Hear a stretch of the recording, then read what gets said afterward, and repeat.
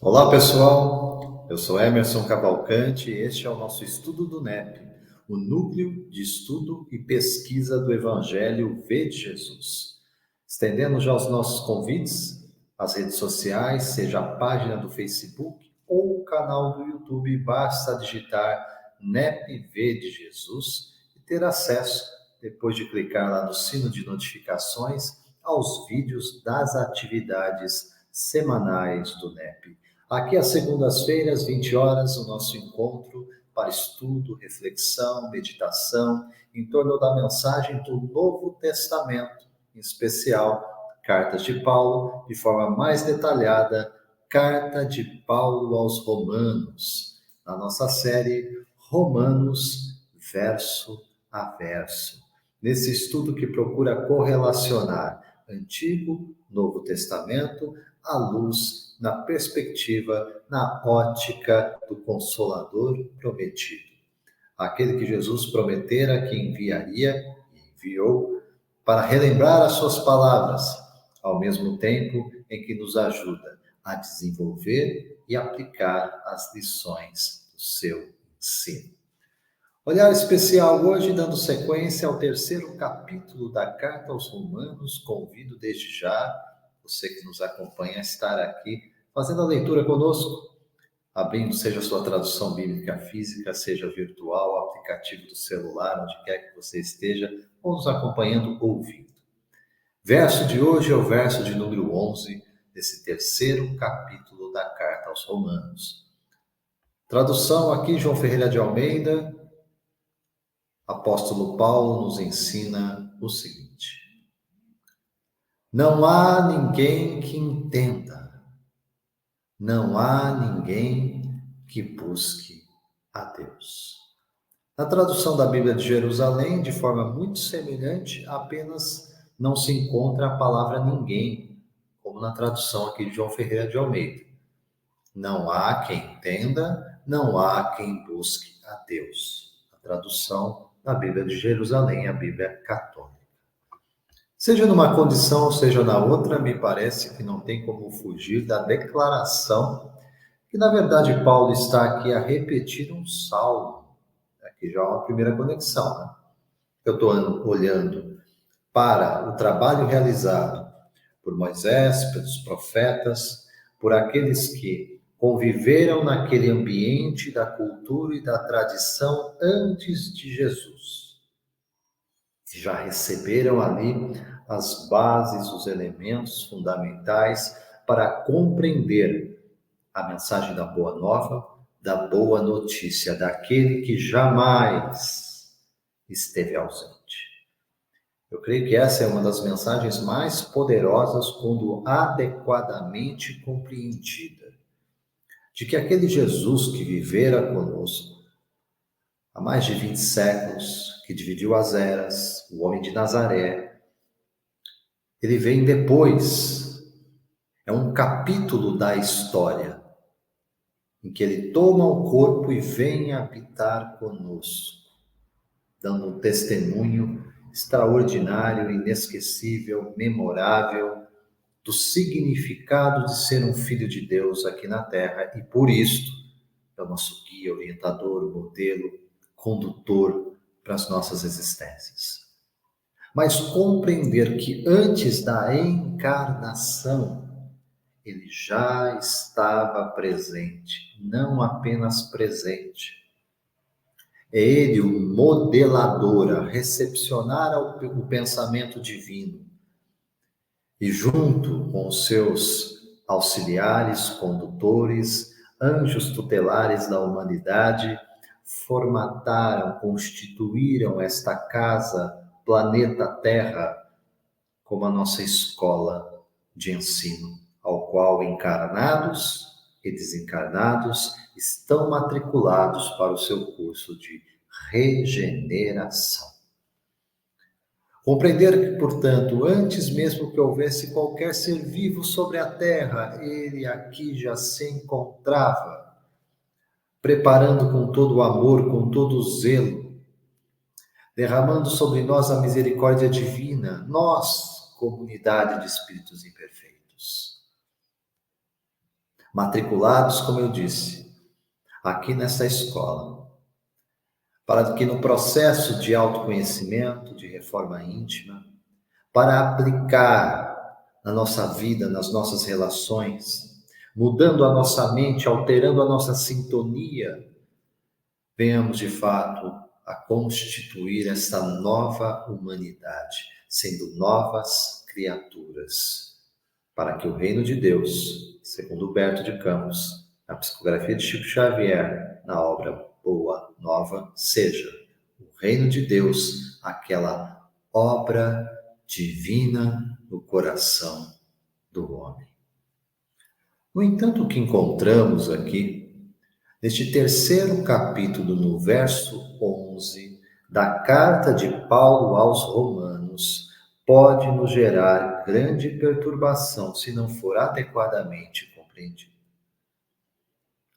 Paulo está aqui, dentro do contexto da carta, se dirigindo de forma direta aos judeus, aos de sua raça.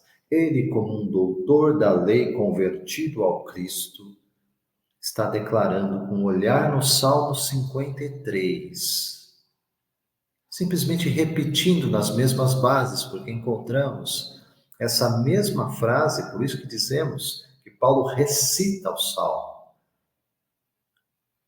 trazendo aqui uma contextualização. Porque no Salmo 53, verso 2, encontramos: do céu observava Deus os filhos dos seres humanos, a fim de ver se há quem entenda, se há quem busque a Deus. O que Paulo está aqui, portanto, ditando para que seja escrito pelo escriba Tércio na carta aos Romanos, é apenas uma conclusão do apóstolo diante do Salmo 53, verso 2.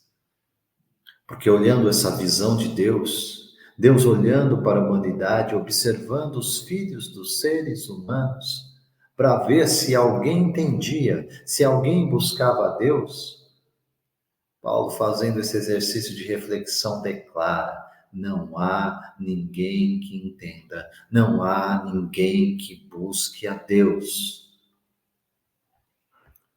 O ninguém, no entanto, e aqui cabe o sentido real da interpretação, o ninguém aqui é um estado de espírito.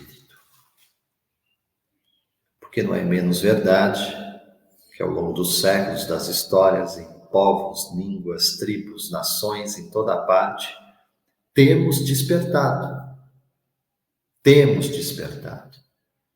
compreendido a nossa natureza espiritual, fazendo o caminho de retorno para Deus. E estes não se compreendem no grupo do ninguém. Ninguém entende, ninguém busca Deus. Sim, há alguém, há alguns, outros tantos despertaram. Mas Paulo está tratando aqui no contexto daqueles que não despertos, daqueles que vivendo esse estado que podemos sim dizer antinatural. Porque se somos como somos filhos desse Pai que é pureza, santidade, perfeição, como podemos no estado natural refletir algo oposto à sua santidade, à sua pureza, à sua perfeição?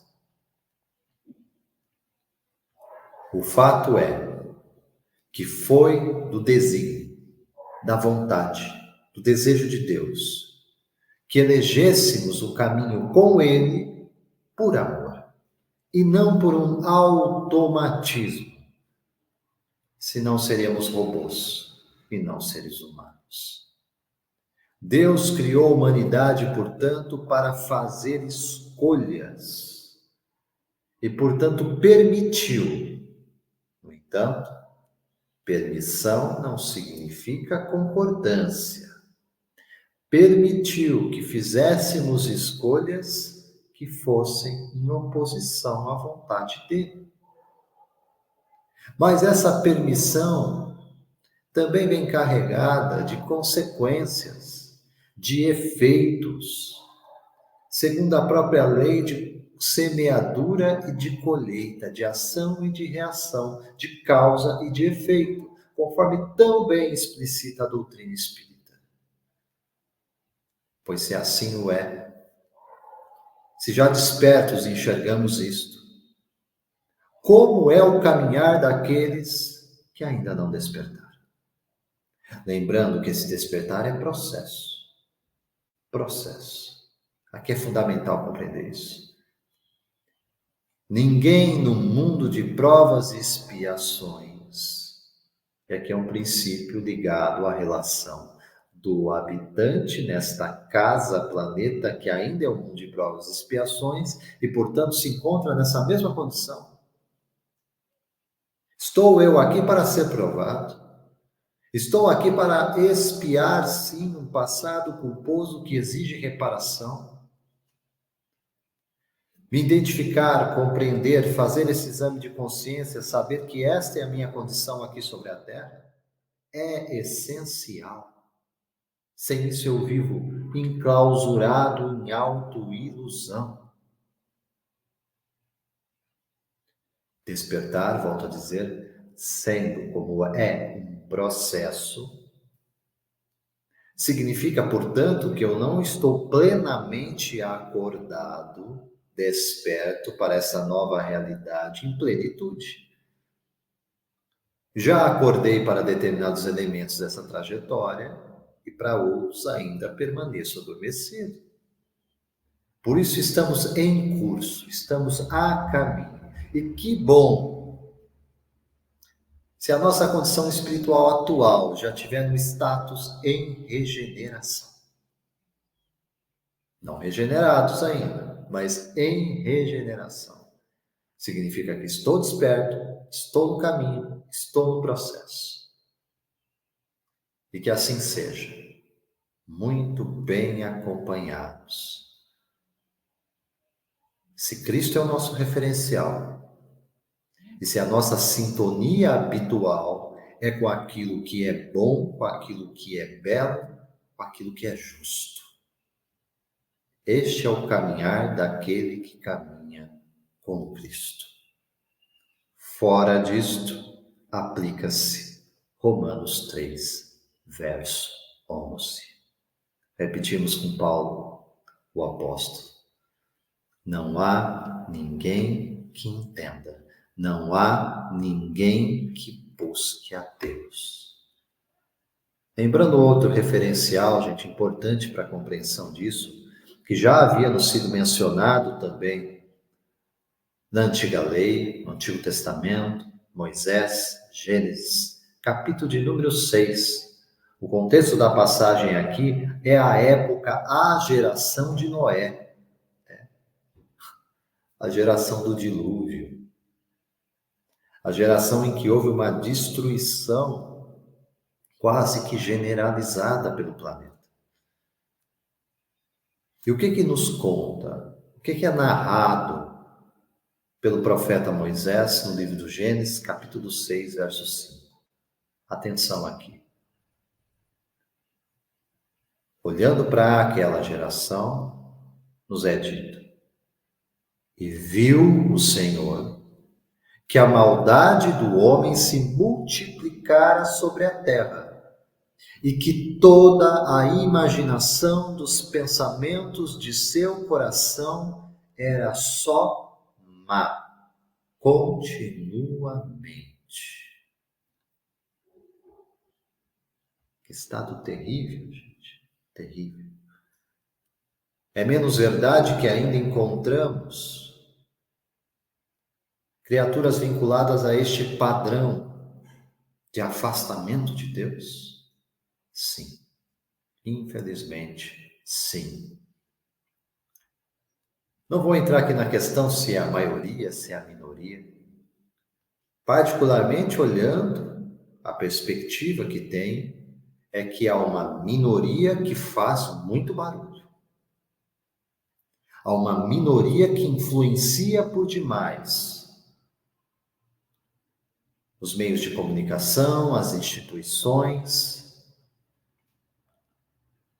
o pensar público, aquilo que chega de uma forma mais direta e imediata às pessoas, e pode, portanto, levar de arrasto aqueles que, distraídos no caminho, passam a acreditar que aquela linha de pensamento, de que aquele entendimento sobre a vida é a verdade.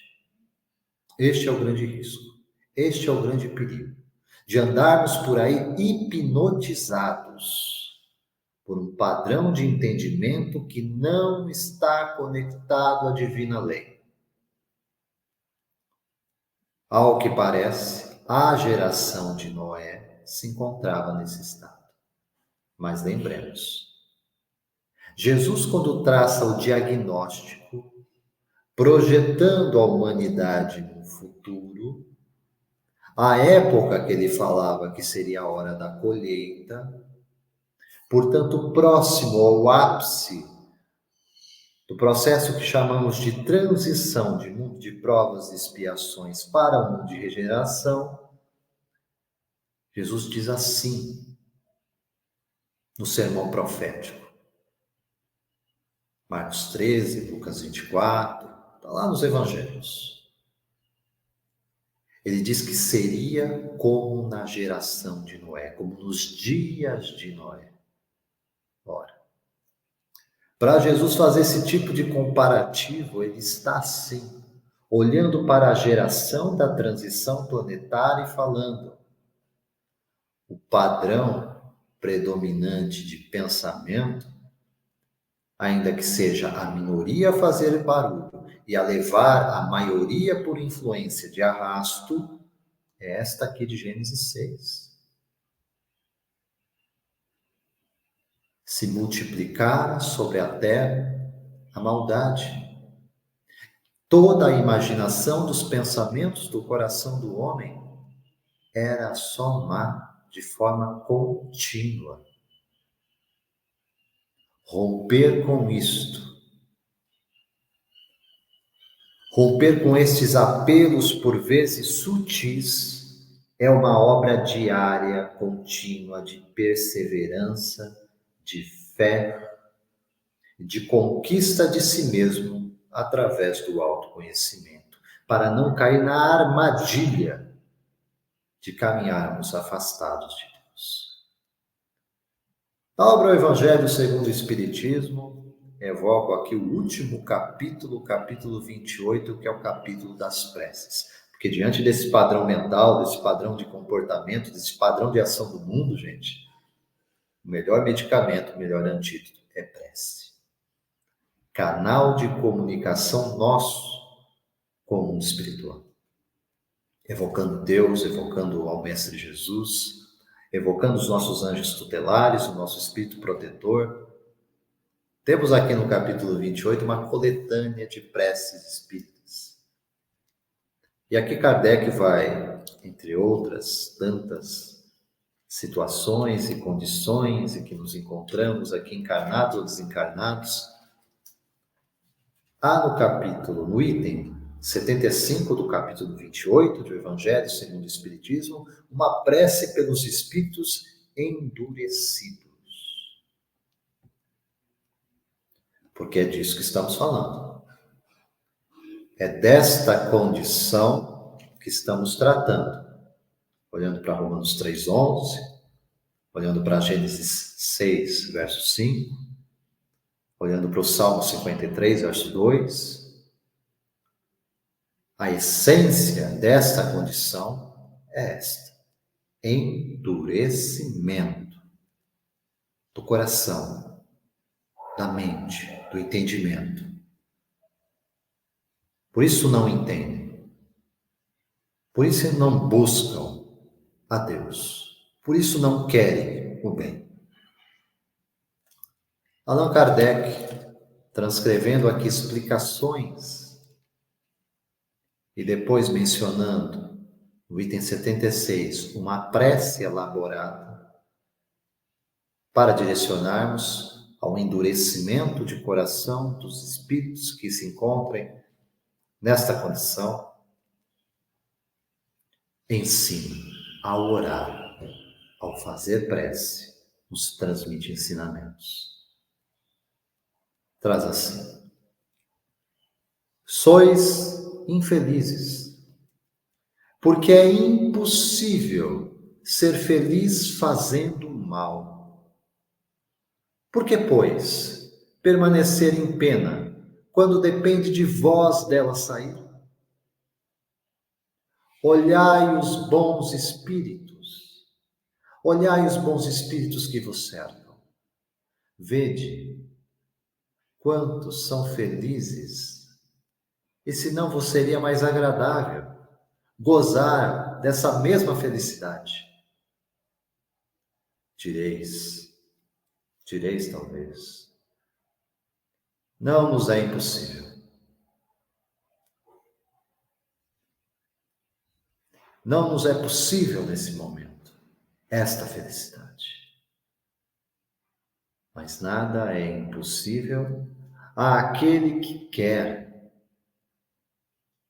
porque Deus vos deu, como a todas as suas criaturas, a liberdade de escolher entre o bem e o mal. Quer dizer, entre a felicidade e a infelicidade. Lembra aqui do ninguém, do verso 11, desse capítulo 3º, que estamos aqui estudando na Carta aos Romanos? Não há ninguém que entenda, não há ninguém que busque a Deus. A isto se contrapõe essa prece elevada pelo codificador Allan Kardec aos espíritos endurecidos para dizer aqui: e ninguém está condenado a fazer o mal. Esse é um princípio da lei divina. Ninguém está condenado a fazer o mal. Não é, portanto, automatismo, antes é algo antinatural. É algo que depõe contra a própria natureza, essência divina, DNA que carregamos em nós como filhos de Deus. Continua. Se tendes a vontade de fazê-lo, de fazer o mal, podeis ter a de fazer o bem e de ser feliz. Lógico. Voltai vossos olhares para Deus. Elevai-vos um só instante até Ele pelo pensamento, e um raio de sua divina luz virá esclarecer. Virá vos esclarecer. Dizei conosco estas simples palavras, para que a gente possa recitar mesmo, falar, entregar o coração quando dizemos estas palavras, que são as seguintes: meu Deus, eu me arrependo, perdoai-me.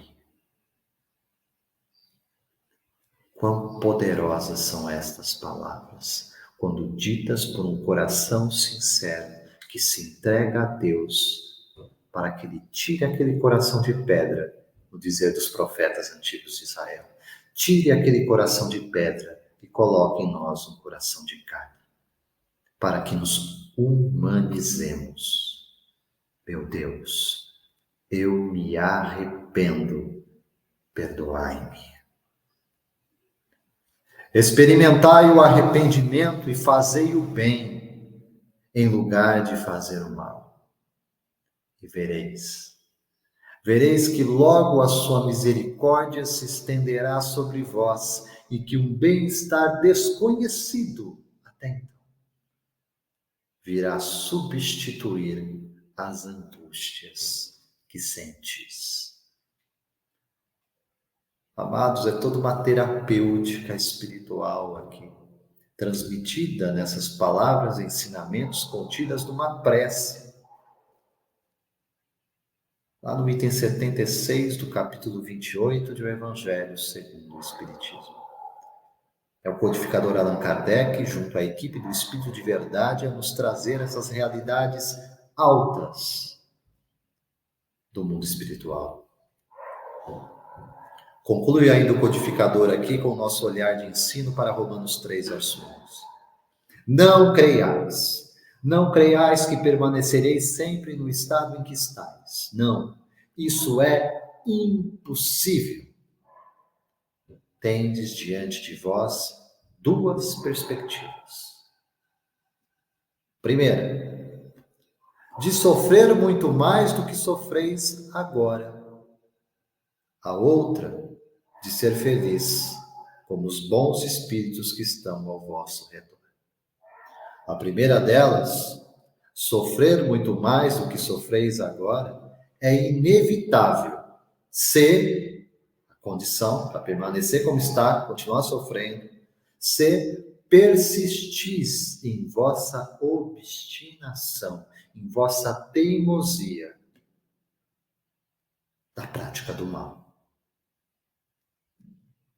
E um simples esforço da vossa vontade basta para vos tirar da má situação em que estáis. Aqui eu lembro uma resposta dos benfeitores ao codificador Allan Kardec, quando lá na obra básica, o Livro dos Espíritos, Kardec vai questionar se nós poderíamos sempre vencer nossas más tendências, nossas más inclinações. E eles respondem sim, por fracos esforços. E nos traz esse constrangimento na alma, porque eles ainda alertam: quão poucos dentre vós fazem esforços. O nosso problema é essa apatia, essa preguiça moral mesmo, gente.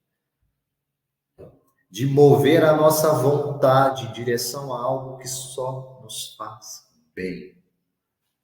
Nos conectar a Deus, a sua mensagem, aos seus profetas, ao Cristo, mediador entre Deus e os homens. É o que de fato precisamos. Continua ainda Kardec para nos ensinar. Um simples esforço da vossa vontade basta para vos tirar da má situação em que estáis. Apressai-vos, pois, porque cada dia de atraso é um dia perdido para a vossa felicidade. Despertemos, amigos, despertemos, amados, para esta grande verdade. O atraso da felicidade está diretamente relacionado aos meus vínculos com o mal. O que é o mal? Tudo aquilo que está em desconformidade com a lei divina, que é o bem, que é a fraternidade, que é a benevolência, a indulgência, a tolerância, o perdão, a caridade. Finaliza a prece do item 76 do capítulo 28 do Evangelho segundo o Espiritismo, que trazemos aqui como a base do entendimento e da explicação de Romanos 3, verso 11. Bons Espíritos, fazei com que estas palavras encontrem acesso nessa alma ainda atrasada, a fim de que a ajudem a se aproximar de Deus. Nós vos pedimos. Nós vos pedimos em nome de Jesus Cristo, que teve um tão grande poder sobre os maus espíritos, sobre os espíritos ignorantes, sobre os espíritos que se mantêm ainda votados ao mal, quando de fato o chamado para todos, absolutamente sem exceção, é arrependimento e crede. Acreditai, tenha fé, fidelidade neste Evangelho, boa nova, que é Cristo conosco, é Cristo em nós. Amados, essas foram as nossas reflexões, então, olhando para esse terceiro capítulo, verso de número 11, da carta de Paulo aos Romanos, aqui na nossa série semanal Romanos verso a verso. Fica a dica mais uma vez, pelas redes sociais, Facebook, YouTube. Vocês podem acompanhar uma playlist própria no canal do YouTube.